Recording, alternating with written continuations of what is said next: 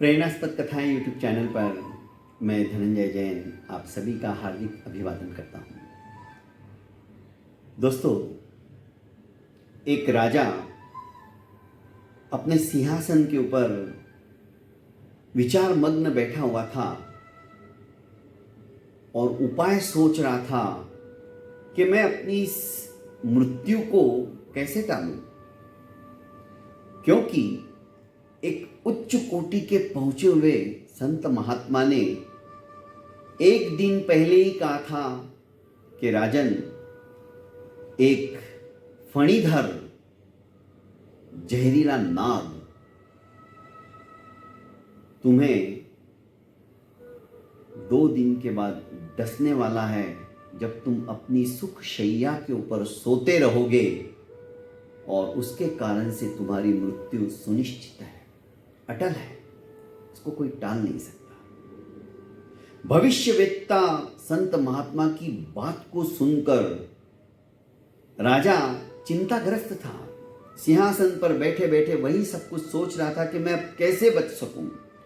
यहां तक बता दिया था उन महात्मा जी ने कि वो विषधर, वो सर्प अमुक अमुक पेड़ की नीचे जो बिल बना हुआ है वहां पर रहता है और वहां से वो तुम्हें आकर डसने वाला है। सब कुछ जानते हुए भी राजा चिंतातुर था और सोच रहा था कि वैर का बदला वैर से नहीं होगा, क्योंकि महात्मा ने यह भी कहा था कि पूर्व जन्म के वैर के कारण से ही वो तुम्हें डसने आने वाला है।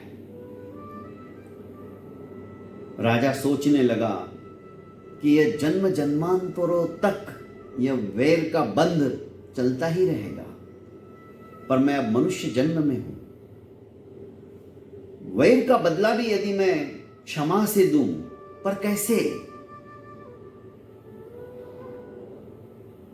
आखिर बहुत सोचने के पश्चात उसने अपने समस्त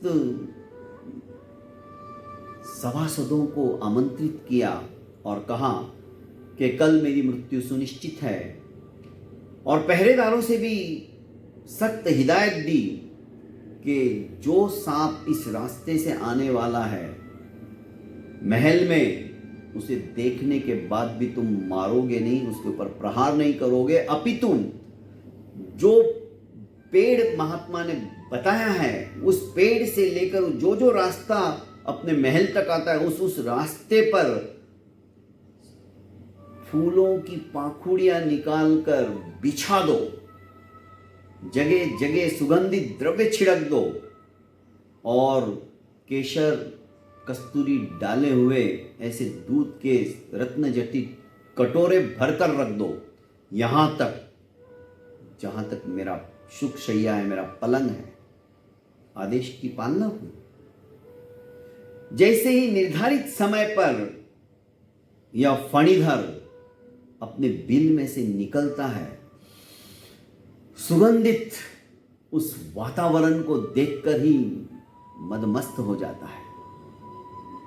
धीरे धीरे जब रेंगता हुआ बढ़ता है, आहा, सुकोमल पुष्पों की गद्दी सी थी वहां पर बिछी हुई। जितना क्रोध इसको था, फणीधर को थोड़ा कम हुआ। राजा के महल तक जाते जाते तो इसका क्रोध पूर्णतया समाप्त हो गया, और उसे आश्चर्य का पारावार तब नहीं रहा जब उसने देखा कि हाथों में खड्ग लिए हुए सिपाही खड़े हैं, पर उसकी तरफ कोई मारने का साहस भी नहीं कर रहा है, जैसे देखा अनदेखा कर रहा है। उसने सोच लिया कि जरूर इस राजा ने मेरे लिए ये सब कुछ किया है, क्योंकि सर्प को भी जाति स्मरण ज्ञान था। पूर्व जन्म में क्या था उसे स्मरण आ गया और सोचने लगा कि राजा ने ही ये सब कुछ कर लिया है। जैसे तैसे वो राजा के पलंग तक, सुख शैया तक पहुंच गया। राजा उसी का इंतजार कर रहा था। भला मौत सामने हो तो किसे नींद आती है। सर्प ने भी फन उठाया और कहा कि राजन, जो क्रोध मेरे मन में था और उसी का बदला लेने के लिए आज मैं तुम्हें डसने को आ रहा था, पर तुम्हारी इस तरह से एक आत्मीयता देखकर, जैसे अतिथि का सत्कार करते हैं वैसा सत्कार पाकर, जगह जगह दूध का रसास्वादन लेते हुए मैं यहां तक पहुंचा तो मेरा क्रोध भी शमन हो गया। आज के बाद मैं तुमसे कभी भी बदला लेने की सोच भी नहीं सकता। और तत्काल उसने अपने सर पर जो मणि था, नागमणि, वो मणि निकाल के राजा को कहा कि मेरे किस काम का, ये मणि भी तुम रख लीजिए, तुम ले लो। और उस मणि को देते हुए अपना वैर भूलकर वह सर्प जिस रास्ते से आया था उस रास्ते से वैसे ही चला गया। ये ताकत होती है क्षमा के अंदर, ये ताकत होती है करुणा के अंदर, ये ताकत होती है अहिंसा के अंदर। दोस्तों, मन के अंदर यदि हम सामने वाले के प्रति सद्भावनाएं रखते हैं तो ऑटोमेटिकली उसके मन में भी हमारे लिए वैसी ही भावना जागृत होती है।